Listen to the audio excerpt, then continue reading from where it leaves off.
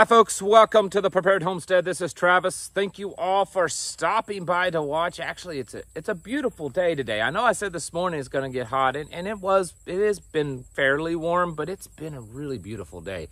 Light breeze blowing, so it made the heat tolerable, but tomorrow it is supposed to be pretty hot. I think 105 heat index is what they're saying, so we will see. But then, because it's just that time of the year, by this weekend, it's supposed to be back down to cool, overnight lows around 50, daytime highs 70 or so. So we're in that roller coaster period. That's the Ozarks for sure. We definitely have those roller coaster periods in the spring and the fall. So that's that. Basically, there's one thing I wanted to point out in the news, and this is another rumor. There's a lot of people saying that this is true, but I haven't seen any confirmation that it has happened. So bear that in mind, okay? Don't just jump up and say, hey, this isn't correct. Don't know, but it does fit with the narrative. It's being said that today Russian drones have been launched attacking Ukraine, but they've been launched from Belarus. That's different. And I mean, Russia has overnight launched a whole lot of drones and missiles and stuff at Ukraine, but now it's being said that there are drones being launched out of Belarus attacking Ukraine. Now, this may not be true, okay? Could just be an internet rumor. It could be a false flag attempt by NATO, and it could also be factual. If it's the latter two, whether it's true or just some kind of false flag attempt, I think the outcome is going to be the same, where NATO says, oh, well, here, this is escalated again. We have to be more directly involved. You can't start a new front in another country. I mean, this is basically Belarus now involved in this. So it's quite possible that this could be another escalation. It does seem that for right now, all eyes are on that part of the global war and not quite as much on the Israel-Lebanon, Israel-Iran thing, but that just shifts back and forth all the time. They got to keep everyone busy and distracted and focused on things that probably don't really matter to you directly, even though it could. And the part that could, did you see this video? I saw it today. I know every time I talk about something like this, someone calls me some kind of bigot or whatever, but I don't care really. This is in Utah. Utah is considered one of the most religious, traditional type states there are because of the Latter-day Saints that are there. But this is in Utah. This looks really similar to what started happening in Europe just months ago, where Muslim immigrants started taking to the streets and protesting and all that kind of stuff. And then it just progressed pretty rapidly from the protest marches to riots to now it's just violence all over the place. They're in parts of London and in other parts of England, they are going through and acting as police, and they're enforcing Sharia law in some of the places in the United Kingdom. There's been videos of them trying to shut down pubs, all this kind of stuff.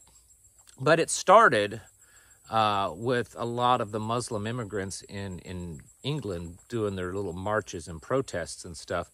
And we're seeing that now in Utah, of all places. Now, I don't know if there's a bigger backstory as to why specifically it would be in Utah, or did they just decide we're going to pick one of the most traditional Bible Christian kind of states, and we're going to protest there. I don't know, but yeah, it's something to keep in mind, because I've said, and many others have said also, that what you're seeing happen in Europe, it's going to happen here, okay? I don't see any other way around it. It is going to happen here. There are so many millions poured into this country. There's so much of them that it's quite clear that they're coming here with an agenda. I'm hearing reports all the time of them coming here and taking gun training. They're purchasing guns or attempting to purchase guns, even though they're here illegally. There are all sorts of things going on. So you're not going to convince me that there's not at least a certain number of them that have come here with ill intent. So that's definitely something we should be paying attention to. And like I said this morning and in the last few days, keep your head on a swivel. You know, when you're out and about, keep your head on a swivel, because the tension, the global tension right now in everything, not even just one specific area, just everything just seems really tense right now and uncertain. And I don't think it would take too much to cause things to kind of, even if it's just in one area, that it could cause things to kind of pop and spiral real quickly. The tensions between races and gender identities and gender and traditional people and Christians and non and white and black and left and right and all this kind of stuff. There's just so much tension right now, and I could see things really spiraling in certain areas quickly. So keep your head on a swivel, pay attention to what's going on around you. It's a habit you should be in by now anyways, and should be enacting in just every part of your life. I mean, I live out here in the sticks, and I still practice keeping my head on a swivel, being proactive and watching my six and keeping my situational awareness at a high level, because it's just good training to do. With all this that's happening, I know that many of you are probably saying, because I hear it all the time, well, yeah, but how does this affect me? You know, what should I be doing? Well, these things obviously can affect you, but the real truth is that you just need to be getting ready. There have been rumors, and I want to really emphasize the rumors part of this, because I can find nothing to back this up. But I have seen in the last week or so a lot of rumors of, you know, that infrastructure attacks are being talked about, you know, water supply systems, electrical systems. I know those kinds of rumors happen often. So it may just be that cycle of rumors, but it could also be that there's something to it, especially leading up to an election and all the tensions that I just mentioned. So it would make good sense to kind of focus on that. Electricity, what happens if that goes down? You know, what happens to you if that goes down is what I'm saying. What happens to you? What are the things that you need that are critical, that require electricity? Refrigeration, cooling your home, being able to go to the store and buy things, because, you know, fuel's going to be hard to get if they can't pump it. Grocery stores are going to shut down because they can't have electricity. Their generators aren't going to last very long. So electricity going down is a huge one. I mean, that's really big. Cyber attack could include everything, but like communications. There's been rumors. Again, rumors. I want to emphasize rumors. Here's the thing with rumors.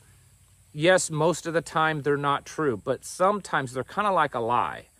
Sometimes they're based in truth. So for those of you that's done law enforcement or worked in intelligence, you understand this. When you hear rumors, you don't immediately assume that they're true, but you kind of set them on the shelf. And if you start to collect more information, more intel that kind of adds to those rumors, then you start to think, well, maybe there's something to them. You don't just discount them, but yet you don't put them out as being fact. And that's really how we should handle it. We don't know that they're true, but we don't know that they're not. So you kind of put them on a shelf, and if things start building a case in for or against those rumors, then you can kind of gauge which way they go. But anyways, I've seen quite a bit of rumors here lately about, like I said, infrastructure, cyber attacks, comms. You know, I was listening to a guy yesterday or today or whatever, I can't remember now, I think it was this morning, and he was talking about, you know, there's been a lot of talk about comms going down, about some type of attack or a simulated training attack that could bring down communications, cell phones, internet, stuff like that. What happens to you when that goes down? Have you thought about that? How does that affect you? You know, how can you exist without that? Water supply systems. Those are big, big targets. In fact, it has happened. There's been cyber attacks in the past on, you know, municipal water systems. What if it was more widespread? What is your plan for that? Water is so critical. I think it's something that many preppers overlook because it seems simple. Of course, everybody knows you need water, right? You got to have water. But we really overlook thinking about it. And I'm telling you, it's critical. It's not going to be as easy as just, you know, finding a spring-fed creek like this and drinking out of it. Because it's more than just, well, I gotta clean the parasites and stuff out of it. I mean, that was true 100, 200 years ago. But nowadays, there's all these chemicals that's in it, and it makes it different. So you can't just go around drinking surface water willy-nilly. Our systems aren't capable of handling that, and there's so much new stuff, man-made junk that's in them. You have to be really careful about that. So what's your plan for water? You better have a solid plan. Whether it's water that's stored, water that's surface areas that's, you know, you can get to like this, or a pool or a creek or a pond. And then how are you going to purify that? How are you going to make that drinkable, safe? You better be thinking about that. What's your plan for that? What's your plan if the supply chain slows greatly or goes down? I mean, we've all experienced a little bit of that during COVID, but it could be a lot worse. So what's your plans for that? What about fuel prices? Since all this kind of heating up in the Middle East, if you haven't noticed, oil prices have been going up. You know, there's that oil tanker, what was it, last week that got struck? And then there was, I think just today, a big oil depot or something like that on the Iraq and Iran border was you know, hit and blew up. So there's, you know, stuff causing oil to go up. What if it, you know, there's some kind of restrictions and price and all that kind of stuff? What if Kamala does get elected and there's civil war stuff breaks out? What if Trump gets elected and there's civil war stuff breaks out? You know, what if there's restrictions and price caps? And what if they start enforcing lockdowns? And they start saying that you can't go purchase things because you're not boosted and up to date. I know a lot of these things seem far-fetched to a certain extent, but when you really sit back and look at what's been going on, they're not. And so as much as these events that happen around the world affect us, we can't really change them. There's not a whole lot we can do. So what we need to do is start figuring out the things that do affect us or can affect us, and then how to build a solid preparedness plan against them. The things that I just mentioned are good ones to start with, but you can certainly go from there. What happens if the social breakdown really happens at a faster pace than expected, and violence starts breaking out, more widespread, more serious, and then you really do have to take up arms to defend yourself? What's your plan? You need to be thinking about that, because the days of that time happening, any one of the things that I've just mentioned, I think we're getting close to that. And it's time to buck up and get serious, folks. It's time to go over these plans. You know, talk to your spouse, talk to your children, have a plan. Go out and reenact those plans. You know, role play, make it fun for the children. Talk to your neighbors. Have plans of what to do if things happen. I mean, that's what we do around here. Pretty much every neighbor around me, we communicate, we have plans if comms go down, if bad people show up, all that kind of stuff. These are things we have to start doing. When you start to look at all the full scope of what's going on around the world and in the United States, the picture it seems to be pretty clear to me that the direction that we're going is not very good. And instead of fretting about it, instead of laughing about it, instead of figuring out it's too much, we're overwhelmed, we can't do anything about it, you need to do something about it. That's the thing. You need to get up off your hind end, and you need to get busy and actually do something.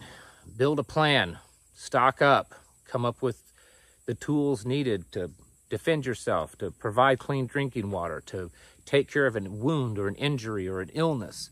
All these things need to be done quickly, folks. It's time to get your houses in order and to prepare yourselves mentally, physically, and spiritually. Thanks for watching, and I'll catch you in the next video.